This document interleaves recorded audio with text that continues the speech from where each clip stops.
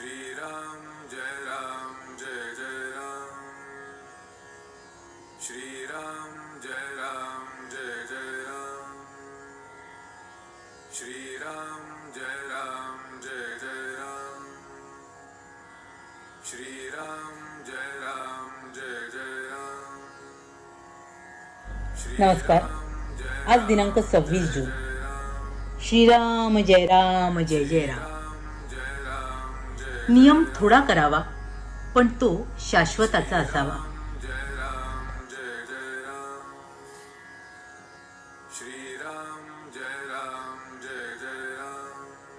श्रीराम जय जय राम। नियम थोडा करावा पण तो शाश्वताचा असावा। ज्या झाडाची वाढ व्हावी असे आपल्याला वाटते त्या झाडाला आपण पाणी घालतो, त्याची मशागत करतो, त्या झाडाकडे जास्त लक्ष पुरवितो। परंतु जे झाड वाढू नये असे वाटते किंवा ज्या झाडाचे विशेष महत्त्व आपल्याला वाटत नाही त्या झाडाकडे मात्र आपण दुर्लक्ष करतो। तसेच जेणेकरून परमेश्वराच्या ठिकाणी बुद्धी स्थिर होईल त्याची जोपासना करावी। देहाकडे, विचारांकडे, विषयांकडे दुर्लक्ष करावे म्हणजे आपोआपच त्यांचा विसर पडेल।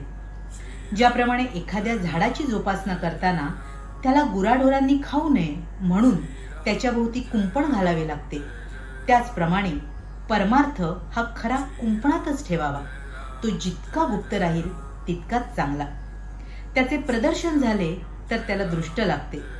म्हणून परमार्थ हा कोणाच्या नकळत परंतु अत्यंत आवडीने करावा। झाड लावल्यावर ते किती वाढले आहे हे कोणी रोज उकरून पाहत नाही। त्याचप्रमाणे अनुभवाच्या, प्रचितीच्या मागे लागू नका, त्यामुळे प्रगती खुंटेल। हट्टी आणि व्यसनी माणसे एका दृष्टीने मला आवडतात, कारण त्यांचा हट्ट भगवंताच्या मार्गाला लावला की झाले।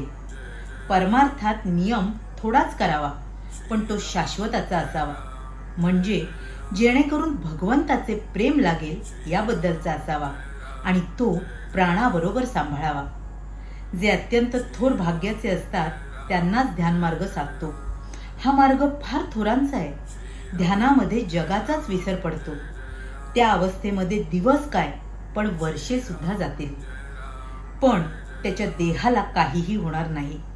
आपल्यासारख्याला साधनात साधन म्हणजे भगवंताचे नाम, दानात दान म्हणजे अन्नदान आणि उपासनात उपासना म्हणजेच सगुणाची उपासना।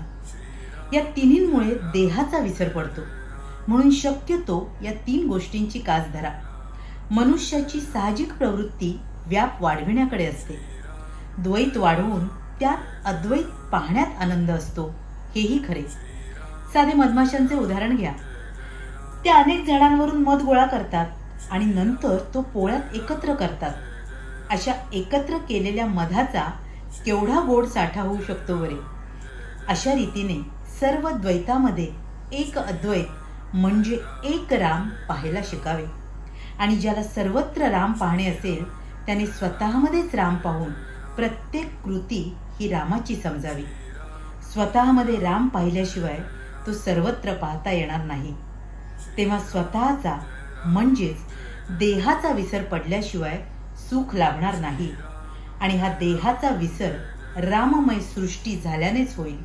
म्हणून अखंड भगवंताच्या अनुसंधानात राहा। परमार्थाला अगदी स्वतःपासून सुरुवात करायची असते। श्रीराम जय जय राम। श्रीराम जय जय राम। महाराज इथे सांगतात की जेव्हा आपल्याला एखादं झाड वाढवायचं असतं ना, त्यावेळी आपण त्याची विशेष काळजी घेतो, पण जे झाड आपल्याला नको असतं त्याच्याकडे दुर्लक्ष करतो। तसंच परमार्थातही आहे।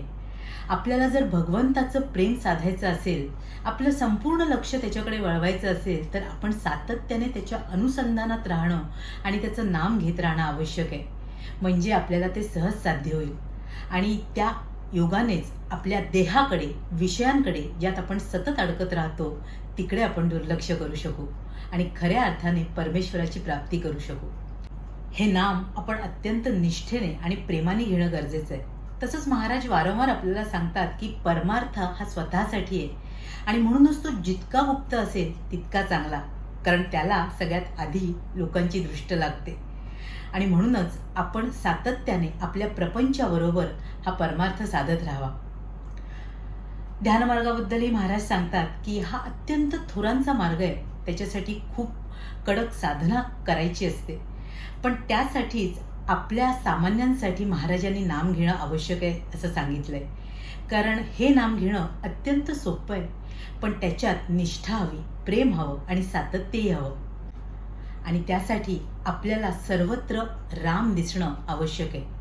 आणि सर्वत्र राम दिसण्यासाठी आधी आपल्या स्वतःमध्ये आपल्याला राम दिसणं आवश्यक आहे. आणि जेव्हा आपण स्वतः राममय होतो तेव्हा संपूर्ण सृष्टी राममय होते. अत्र तत्र सर्वत्र तेच दिसू लागतं. आणि म्हणूनच सातत्याने आपण हे नाम घेणं, आपल्या परमेश्वराचं अनुसंधान ठेवणं आणि आपला परमार्थ साधणं हेच आत्ताच्या युगात सर्वश्रेष्ठ आहे. असं हे नाम तुम्हा आम्हा साऱ्यांना सातत्याने घेता येऊ हीच त्या गुरुचरणी परमेश्वरचरणी प्रार्थना.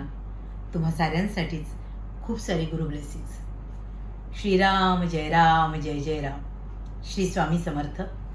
जय Gurudev. Shri Ram Jai Ram Jai Jai Ram. Shri Ram Jai